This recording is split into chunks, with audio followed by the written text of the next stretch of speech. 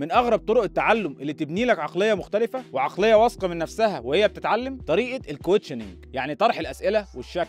ودي طريقه رقم 5 من 30 طريقه بنعلم فيها البرمجه والذكاء الاصطناعي للطلاب في اي سكول. يعني ايه يا جويش؟ يعني كل خطوه في عمليه التعليم خلي الطلاب يسالوا ليه وازاي وجات ازاي تتحسب ازاي، وقلل الاجابات السهله المباشره، وادي مساحه ووقت اكتر للاسئله عشان الطالب يبني شخصيه، يثق في نفسه، يسال، يجاوب، لان السؤال مش ضعف. ولازم تبني في دماغ الطالب ان السؤال مش ضعف، بالعكس السؤال بدايه الفهم الحقيقي. عشان كده لازم ندي للطالب وقت يفكر ووقت يسال، وده اللي بيخليه مثلا في البرمجه يبقى فاهم كويس قوي الكود، مش حافظ الكود، لانه اتعلمه عن فهم وعن سؤال وتفكير منطقي وطريقه حل مشكلات. عشان كده في اي درس واي حصه ما تسيبش الاسئله في الاخر، خلي الاسئله في الاول وفي النص وفي الاخر، والحصه كلها والحوار كله قايم على سؤال. وبكده عقليه الطالب هتكون منطقيه وواثقه في نفسها وعندها استيعاب وفهم حقيقي للمعلومات.